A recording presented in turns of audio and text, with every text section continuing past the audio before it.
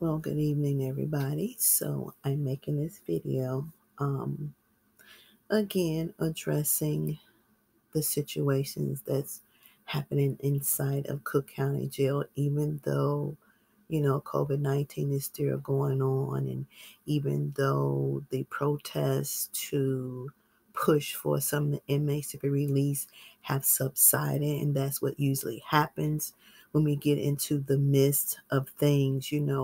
The fight is good at the beginning, but somewhere down the line, we seem to lose our enthusiasm in the cause of which we are out there fighting. But yet and still, I'm still going to press forward with the concerns of the people and myself, as well as others.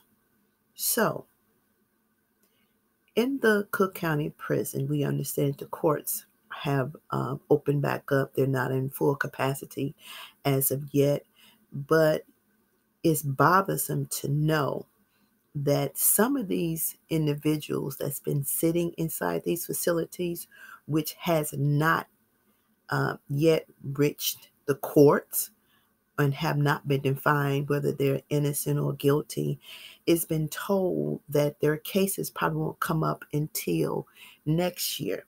So if they're in there going on 2 years, then next year would mean they've been in for 3 years, but you haven't um, labeled them as innocent or guilty. Now, again, let me clear up some things to make it explicitly clear. There are people who live a lifestyle of crime, and I understand that. But what you all have to understand as well, an individual just don't wake up and say, I want to go into the life of crime. There is always a backstory that leads somebody into these paths. We have laws to follow. Yes, we do. But it's the laws that's been instituted, are they one-sided? Do they work for a certain group of individuals, per se white folks and not black, Mexicans, Puerto Ricans, Hispanics? So the laws don't work for them, but it works for the white folks. And then depending on the crime and the color of your skin, determine if you get to go home or not, or the length of your sentencing. So we're looking at this at all different levels because there are a lot of hands that play a part in making a decision on someone's life. And right now, as we've seen played out over and over again, the scales of justice are not balanced at all. Racism is real. And statistically, across this land and country, from prison to prison, locally or statewide, it is already shown that the minorities are the majorities inside those prisons. The funny thing that I've seen the other day, the lady, the white actor who her and a couple of people bought their kids' way through college, but the lady, the black lady who was arrested and got 5 years in jail for using another address so her kid can go to a better school. We keep seeing these incidents played out over and over, but nobody seems to pay attention. Then when election times comes, these very elected officials that's holding these offices that know what is going on across this land and country, in the city and in the state, you make it seem like you're working on something and there's no progression in the work that you say you're working on, because we're still in the recyclable cycle of racial discrimination, and the minority is still the majority, and they're not being treated fairly. So you want to send emails, you want somebody to vote for you, but you're not doing everything that you say that you was going to do. When do change really take hold? When do we see the real change? And why do we as minorities have to fight so hard for that change when the evidence showed that we're not being treated fairly? You intentionally break up families. You intentionally put families in financial strain, and you intentionally label people without all the facts. But when it comes down to the white folks, You know, their little mishaps are just as they are, little mishaps. And you give them a slap on the hand. But for our Black men, sisters, women's, boys, teenager, girls, you want to throw them up under the jail. You throw them away. Children grow up without knowing who their fathers are or their mothers. And the system is set to destroy the family. It's set to destroy the family. We have governors, mayors, state representatives, congressmen, and senators. You all fight for everything but except for the things that you need to fight for. And this needs to change. The governor is accountable. The mayor is accountable. Your state's attorney is accountable. The sheriff department is accountable. The Cook County Board president is accountable. You always talking about reform. I have yet to see any reform take place. Tom Dart has disappeared into the woodwork again. There is turmoil going on inside those jails. The guards know who the troublemakers are. But yet and still, you all don't do nothing about it. You know why you don't do nothing about it? Because you want to provoke those who have no incidents against them. You want to place unruly individuals inside those quarters so you can stir up the peacefulness in the jail. And you can take the very ones that you think you can't break one way and you try to push them another. That's manipulation. That's exactly what it is. And you still feeding them slop. The virus still has not gone away. There is still no social distancing. And we have all these organizations out here that say they are pushing for prison reform. We even had an attorney coming up, for the things that she has done in the prison system. Attorneys cost. Families mortgage their houses. They empty their bank accounts to fight for their loved ones.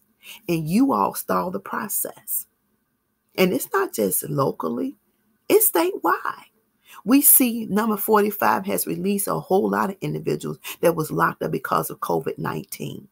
But you won't release none of ours. And the very individuals that make those decisions are the white judges. Now, are they all racist? No, they're probably not. But you have already stereotyped the minorities. And what I've learned, the biggest crooks there are white folks. It's not the black folks. It's the white folks. But the funny part to all this, you'll cover up for yours. You'll let them go home to their families. But you won't have no ankle bracelet for hours. You don't want to hear the stories for hours. And then you want to pile one case on top of another case on top of another case so you can repeat the cycle over and over again. And it needs to cease. Enough is enough. You're Kim Fox. You're accountable. Lori Lightfoot, you do a wonderful job, but you're accountable too. Pritzker, you're accountable because all of you are aware. Our congressmen, our senators, our state representatives, you sit in a seat, a position to serve the people.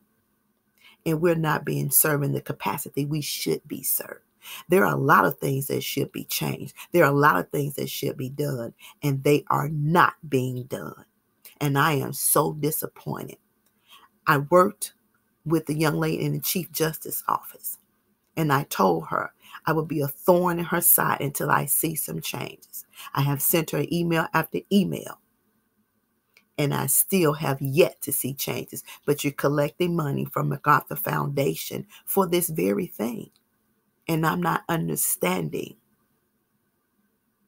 The money has been sent to you, but there's no evidence of change.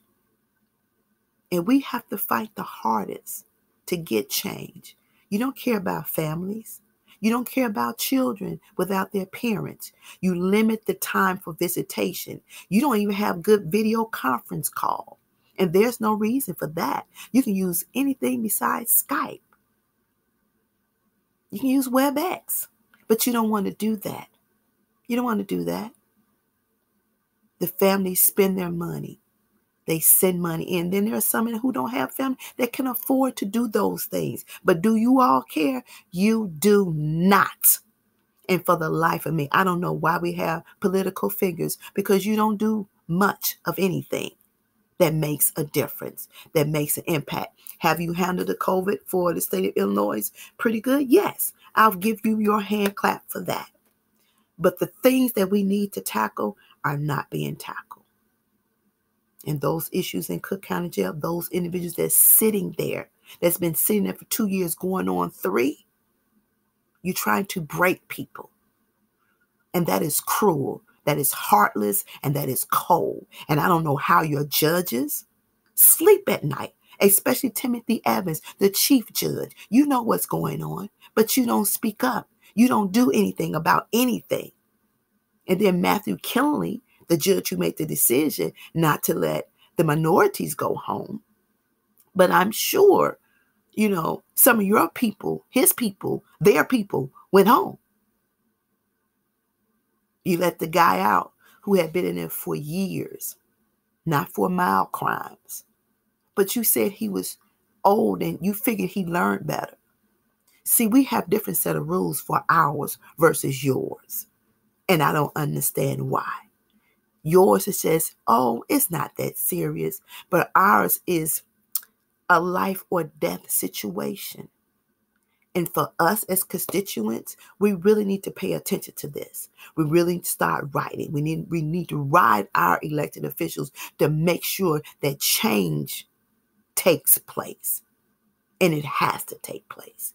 We cannot keep living like this. This is totally ridiculous. And you all should be ashamed of yourself. I know this is long, but it is what it is. And it's the truth. And some of you all can't handle the truth. Hence why you don't say anything. And your actions speak as such like you don't care.